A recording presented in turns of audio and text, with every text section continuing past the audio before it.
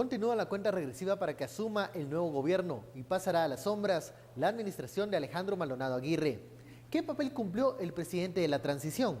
¿Qué faltó durante estos meses de gobierno del exmagistrado? Participa en la discusión con el hashtag SF Legado Maldonado. Pero antes, este es el reporte de una de las últimas actividades del presidente saliente.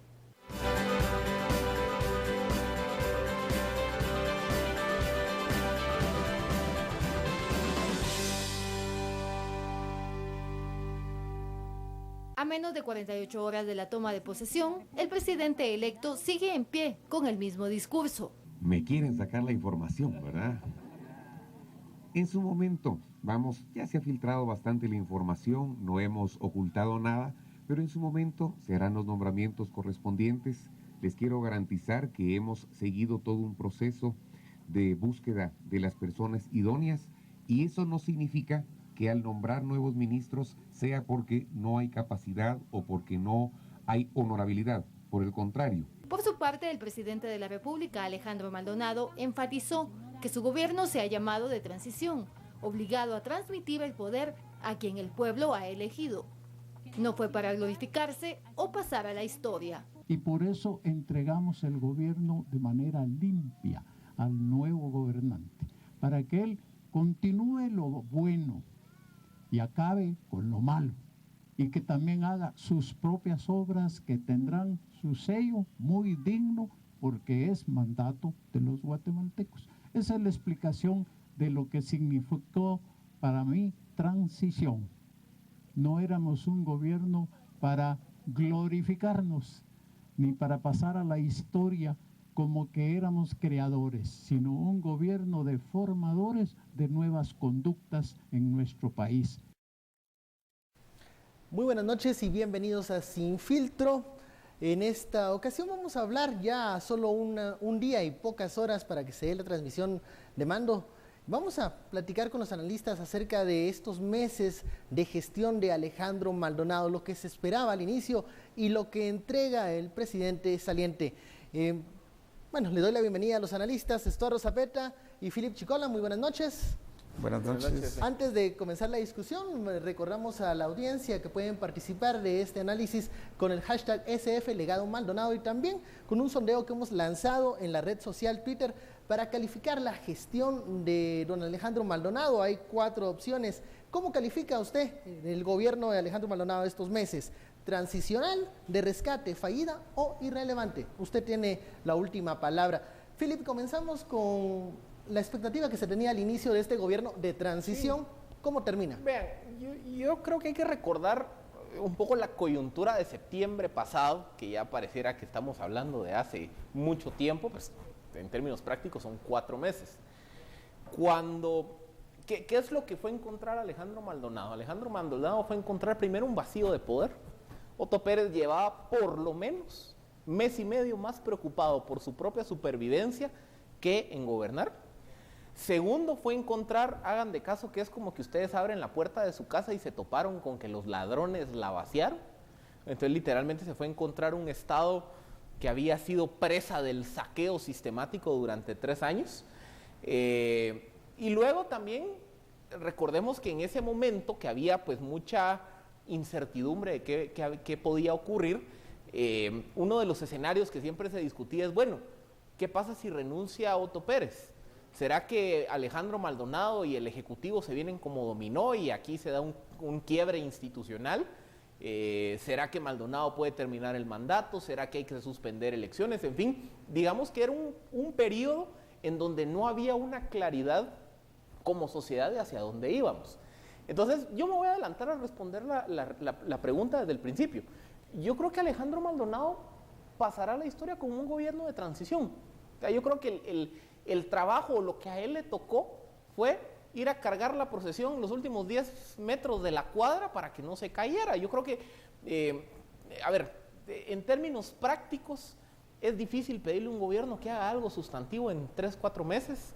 Creo que fue más un asunto de decir, bueno, llevemos al Estado de Guatemala que no colapse la institucionalidad. Que llegue al 14. Que llegue al 14, que asume el nuevo gobierno. Yo creo que ese es el rol. Por eso creo que Si hacemos una evaluación de políticas públicas, yo creo que la única propuesta de política pública de Alejandro Maldonado fue el tema de los salarios diferenciados, que ya vimos la polarización que generó.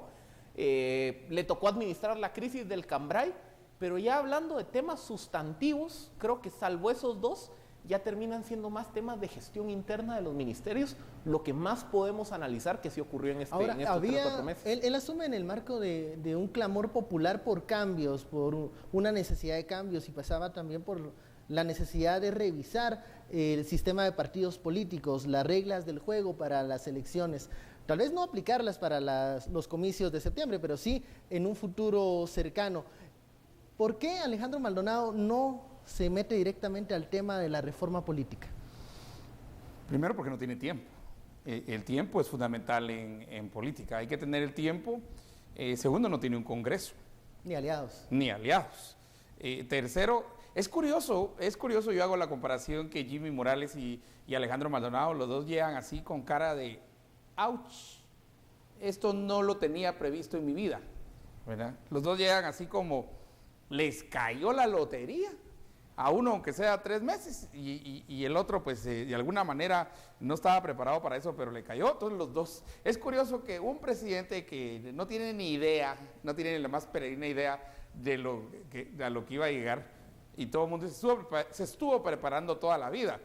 Pues si eso es prepararse toda la vida, díganme a qué escuela fue, porque ahí no voy a ir yo, ¿verdad? Ahora, Estuardo, curioso, salió hoy una publicación por redes sociales en donde decía: Jimmy es un ciudadano como vos, no va a arreglar todo de forma milagrosa, no lo va a componer, no es un superhéroe. Curioso que salgan este tipo de publicaciones. Sí, los Jimmy Liendres están ahí, ya vieron que ahí viene la realidad, ¿verdad? Que la realidad muerde, como dicen los gringos, reality bites, y ya está mordiendo. La conformación ¿cómo se llama?, del gabinete ha sido uno de los retos fundamentales. Pero regresando a Maldonado, Maldonado va a pasar, me parece muy, muy interesante la encuesta, ¿verdad? Alejandro Maldonado va a pasar, como dice la encuesta, como irrelevante. Eso es realmente lo que va a pasar. Pero creo que su gran mérito es, como dice uno de los tuiteros ahí, haber sostenido la pared aunque sea por 90 días. Y esos 90, 100 días, de hecho Maldonado demuestra que en 100 días no se puede hacer nada, así que cualquier tonto que ofrezca cosas en 100 días, Miriam Maldonado, no se puede hacer en 100 días mayor cosa, porque son procesos, porque hay estructuras establecidas, porque hay cuestiones, hay sindicatos, porque hay reacción, ¿verdad? Entonces, va a pasar como irrelevante, y yo creo que su gran aporte va a ser haber sostenido la pared en estos momentos, y nos guste o no, fue pareja de Otto Pérez Molina. Vamos a hacer una pausa, regresamos, vamos al primer corte, regresamos con esta discusión sobre el escenario que también deja Alejandro Maldonado preparado pues para el presidente entrante. Volvemos luego de los anuncios.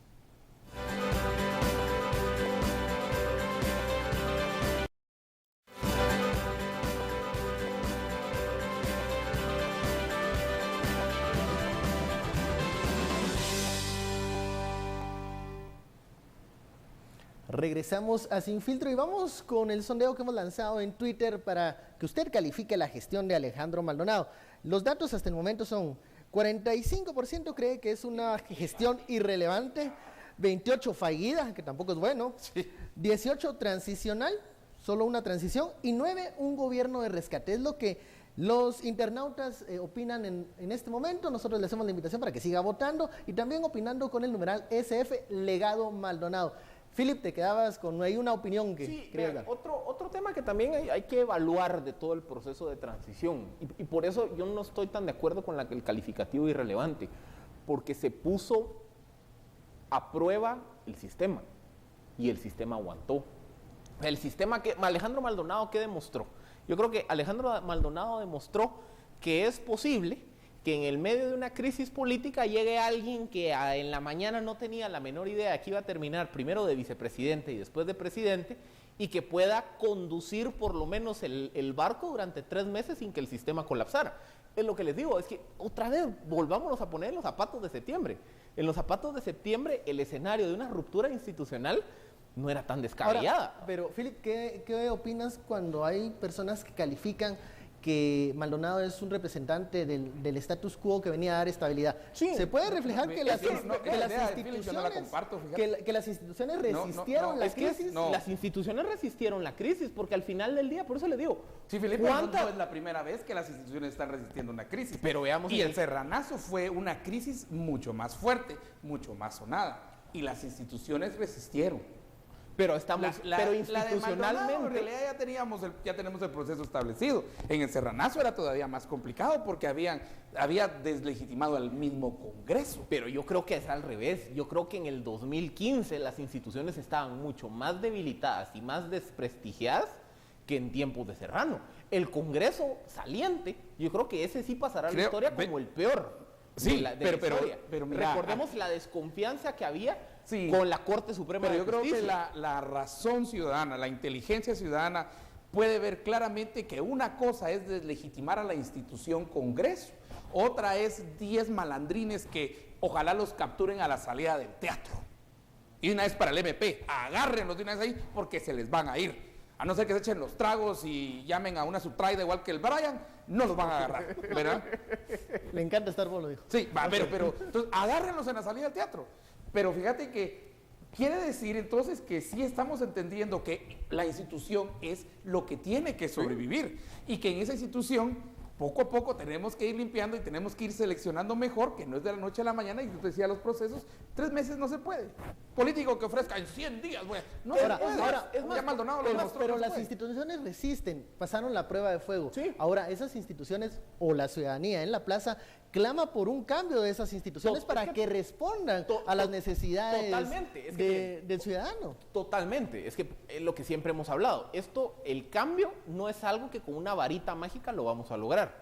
Yo creo que los pilares se sentaron en el 2015, pero el proceso de cambio va por un esfuerzo de mediano plazo, que incluya reformas institucionales, que incluya cambios de modelo, la reforma a la ley electoral, servicio civil, pues la de compras y contrataciones ahí medio se mejoró, pero digamos que esto es un proceso integral que va a tomar tiempo. La modificación de la SAT, por ejemplo, la modificación de la SAT, Alejandro Maldonado. lograr que la Contraloría... que no podía, señor. Ajá, es que no era su jurisdicción, por eso le digo. Pero digamos, son los pendientes que la ciudadanía quiere...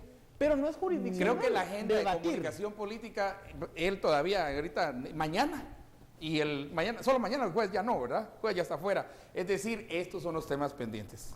Creo que haría bien en establecerle una pequeña agenda al gobierno de Jimmy Morales. Y creo que él ahora, habiendo estado adentro, habiendo sufrido la crisis de salud, la crisis de vivienda, digamos, habiendo los salarios, ya sabe cuál puede ser una agenda de resolución que entre al proceso. Pero yo voy otra vez.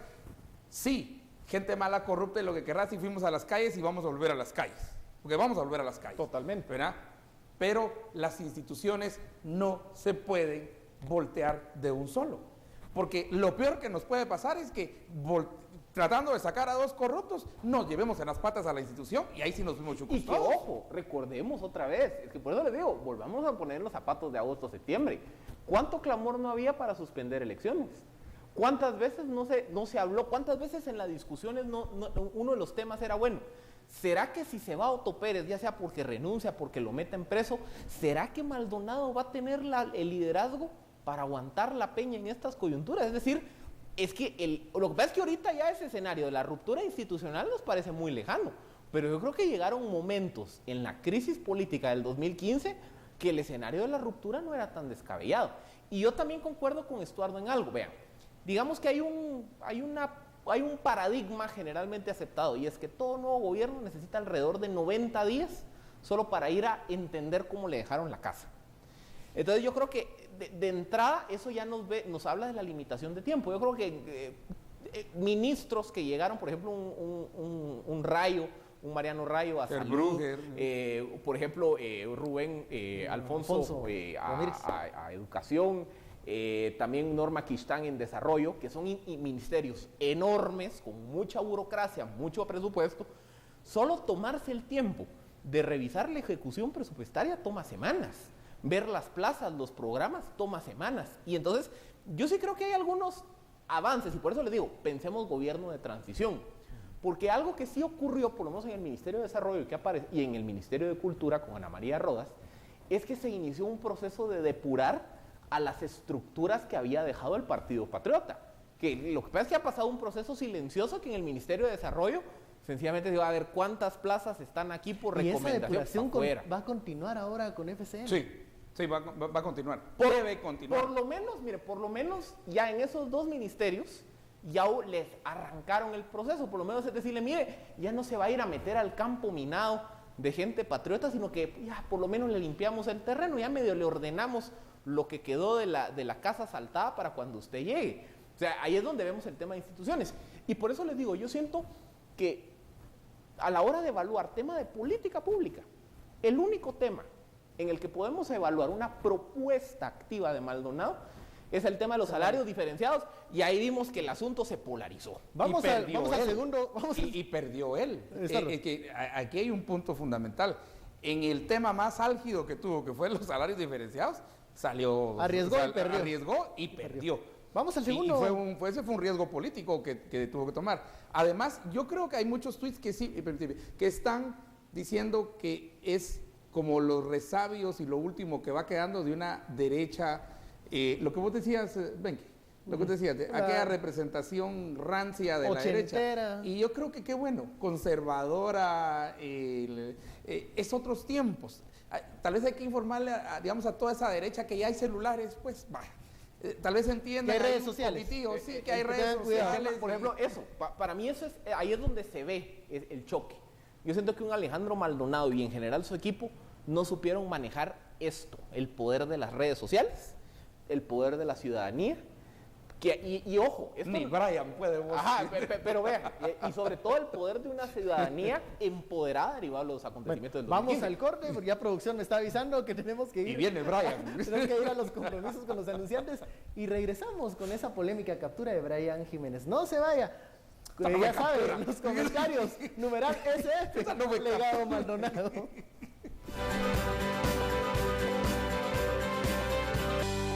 Regresamos a Sin Filtro, y otras de las noticias importantes durante la jornada fue, no sabemos si entrega o captura finalmente del que fuera presidente, el que fuera el presidente de la FEDEFUT, Brian Jiménez. Bueno, los agentes de seguridad lo llevaron a la torre de tribunales y en medio de aquel movimiento de prensa, reporteros y camarógrafos, estas fueron las declaraciones de un Brian Jiménez que llegó en un estado bastante, digamos, algunos mencionaban que estaba en estado de ebriedad, su defensa dice que estaba en un shock nervioso. Juzgue usted, vea las imágenes y las declaraciones. ¿Es abogado de él o quién viene? Es el abogado de él. ¿Ah, sí es abogado de él? ¿Quién, Paco? Sí. ¿Quién es su abogado? ¿Cómo se llama su abogado? Francisco.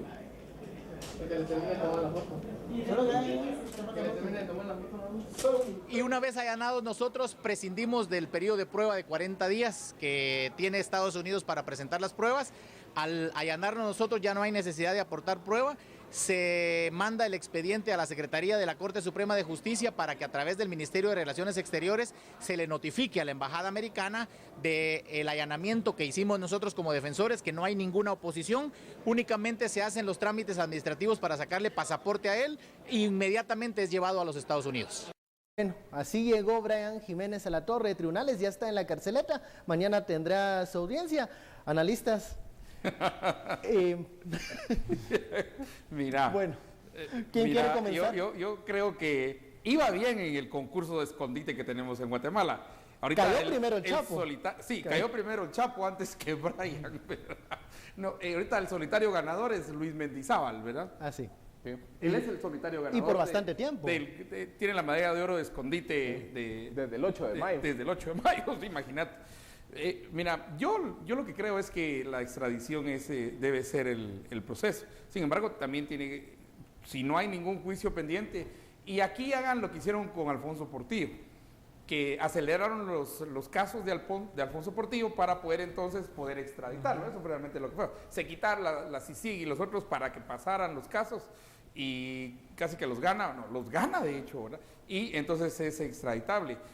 Creo que el caso de Brian es dentro de nosotros es mucho más grande que nosotros mismos, más grande que el país mismo. Es casi uno de los grandes poderes del mundo, que es FIFA, ¿verdad?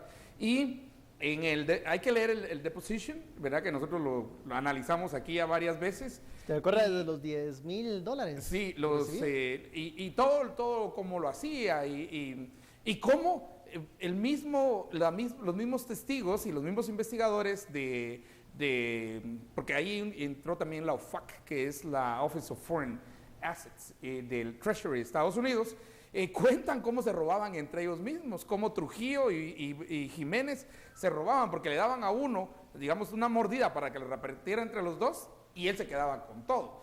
Y entonces el otro decía, fíjate que solo me dio tanto. Ah, bueno, no tengas pena, entonces te vamos a dar a vos tu mordida de $200,000. Para eso utilizaban agencias de viajes y utilizaban constructoras. Era la forma como lavaban el dinero de introducción de esos de Guatemala, según el deposition, ¿verdad? Esa empresa constructora hay que ver de dónde va la cosa, porque recordemos que hay un actor vinculado a los 3 señalados. ¿Y la agencia de viajes dónde me la dejas? Bueno, la agencia de viajes también. En la del deposition no se menciona el nombre ni de la constructora ni de la agencia de viajes. Pero recordemos que, a ver, esto era una clica lo que había ahí en la FedeFut. Y Brian Jiménez en su momento fue operador de quien por cierto tiempo ostentó el cargo de presidente interino, que es Milton Mendoza. Y extrañamente a Milton Mendoza. Otro personaje que no se ha escuchado mencionar, ¿y Salguero? Ring, ese es el nombre, pero ¿quién era el dueño o quién es el dueño del apartamento de la zona 14 donde estaba Brian Jiménez? Yo le pregunto a ustedes, porque para ustedes saben mejor que yo, ¿quién es el dueño? MP, a ver, ¿quién es el dueño del apartamento?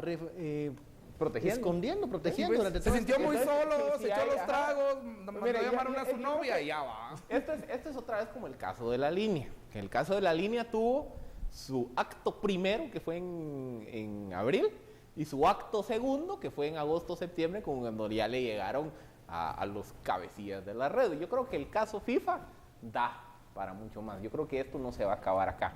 ¿Puede Brian Jiménez ser útil en la investigación para ser algún colaborador? Lo dudo. Mira, yo creo que tanto en el caso de Brian Jiménez y de Héctor Trujillo lo dudo. En el caso de Jiménez, porque es el presidente de la federación. O sea, digamos que se entiende que él sí abusó abiertamente de su posición. En el caso de Trujillo, quiero citar algo que dijo Loretta Lynch, la fiscal general de Estados Unidos, el día que presentaron el caso. Ella dijo: el señor Héctor Trujillo, que es magistrado constitucional en Guatemala, mientras en la mañana dicta resoluciones constitucionales, en la tarde recibe sobornos. O sea, el asunto de Héctor Trujillo trasciende al caso FIFA, porque también es un mensaje de decir, qué calidad de jueces constitucionales tienen por ahí, mucha. Yo creo que a quien hay que voltear a ver que podría convertirse en un colaborador o testigo de la Fiscalía Norteamericana es a Rafael Salguero, que casualmente no se menciona. No ha habido una solicitud de extradición, no hay una orden de captura girada en Estados Unidos, pero sí aparece mencionado hasta el tuétano en el deposition. Entonces yo creo que, por eso le digo, yo creo que este caso va a dar mucha tela que cortar. Él es el de la agencia de viajes, a propósito. ¿Por qué? Vean, ¿por qué creo que Jiménez aceptó con facilidad, entre comillas, la extradición? Yo creo que era parte de su estrategia. Yo creo que él decía, aquí yo me aguanto hasta que me agarren. Si no me agarran, bueno, y si me agarran, acepto la extradición. Porque básicamente, como le explicaba a su abogado Francisco García Gudiel, una vez ellos aceptar el allanamiento, es decir, que se ponen a disposición de la justicia norteamericana, el proceso no debería tomar más de 2 semanas, 3 semanas. En cambio, si se fueran a pelear un proceso de extradición, Jiménez podría pasar 2, 3, 4 años en una cárcel en Guatemala. Entonces creo que al final ahí es donde se hace un análisis de decir, va, pues entre pasar 4 años en una cárcel aquí, mejor irme a jugar a Estados Unidos, va. Ahora, pero Adela de Torreviarte anunció que en finanzas la FedeFut tiene unas irregularidades, un déficit. ¿No tendría responsabilidad penal en ese sentido, Brian Jiménez, acá en Guatemala? Una vez no hayan demandas y no hayan... Pudiera pasar lo del caso Portillo. Lo del caso Portillo, que si hay se quitan y si no hay tampoco se ponen para acelerar el proceso de extradición. Yo insisto que este es un caso que es mayor y mucho más grande que nosotros en términos de la FIFA, en términos de... Y es un caso de Estados Unidos más que un caso de Guatemala. Aquí todo el mundo sabe que la FedeFut es un artagile corruptos, pues, ¿verdad? O sea, eso, ¡oh, sorpresa! Pero este es un caso mucho más grande y que incluye desde la Conmebol, la CONCACAF, y se van a los africanos, pasa por los europeos. Aquí están todos. Eso ya es transnacional. Y el que está siguiendo eso no es un ente deportivo, es el gobierno de Estados Unidos. Y razones ha de tener ahí. Yo creo que es un lío más con Rusia que con otro. Es algo pero más por eso te digo, es más grande que nosotros. Por mí que Brian, digamos, ¿para qué activa su teléfono? Pues miren a todos los que están huyendo, miren, si activan su teléfono, los van a cachar. Me dice corrupción, tanto hablar de corrupción, me dice producción que tenemos los resultados del sondeo de cómo califican los internautas esta administración de Alejandro Maldonado. Veamos quién gana. Irrelevante, 46 puntos. Estos son los resultados finales. Fallida, 27, qué mal le fue en la calificación. Transición, 18, los que piensan que fue un gobierno de transición. Y de rescate, 9 puntos. O sea que si sumamos fallida, 3/4 e irrelevante, pues estamos con una nota calificación roja, sí, una nota reprobada de Alejandro Maldonado. Vamos con las conclusiones de estos dos temas de la noche. Estuardo, por favor. Creo que el gran legado y así va a pasar, y ojalá sí pase a los libros de historia de Guatemala de Alejandro Maldonado, es el aguante que tuvo, dada la crisis institucional en la que él asume. Pero otra vez, aprendimos que las instituciones son importantes, que es lo más importante que tenemos, que las personas aún en las instituciones pueden ser corruptas, pero pueden perseguirse a esas personas, ¿verdad? Y en el caso de Brian, mire, ¿para qué llamó a la traida, pues? ¿Y para qué activó el teléfono? Entonces, ¿para qué se echó ahora está ahí. Ahora extradición. Philip. Vean, yo veo mucho paralelismo en esto, porque yo creo que vimos como Brian Jiménez representó la cloaca de la FEDEFUT, tal y como Otto Pérez representó la cloaca del gobierno. Yo creo que Alejandro Maldonado llega literalmente solo a servir de puente entre lo que faltaba de septiembre hasta la toma de posesión del nuevo gobierno. Yo creo que es al siguiente gobierno al que le va a tocar asumir entonces esta segunda fase del proceso de reforma institucional. Como yo también creo que si volteamos a ver a la FEDEFUT, este caso creo que ha servido para depurar a las estructuras de los actores de corrupción. Y yo creo que lo que se le tiene que pedir a la comisión interventora de FIFA es que inicien un proceso para reformar los estatutos de la FEDEFUT y reformar los procedimientos de elección y, en la medida de lo posible, reformar la ley del deporte. Porque otra vez, yo creo que la salvación del fútbol de Guatemala, de todas las prácticas de corrupción, nepotismo, clientelismo, pasa por un proceso largo de reforma institucional, como también eso pasa en el gobierno. Entonces, yo creo que en los dos casos, uno en micro y uno en macro, los procesos son similares y el proceso implica reformar estructuras y eso toma tiempo. Bueno, llegamos al final. Muchísimas gracias, Estuardo, Philip. A la audiencia, gracias por seguirnos con el numeral SF Legado Maldonado. Ya lo sabe, esto es Sin Filtro, el lugar donde se discuten los temas de coyuntura y de acontecer nacional. Ya lo sabe, siempre a las 10 de la noche, esta media hora de debate ágil y directo, donde usted saca sus propias conclusiones. Tenga muy buenas noches, nos vemos mañana.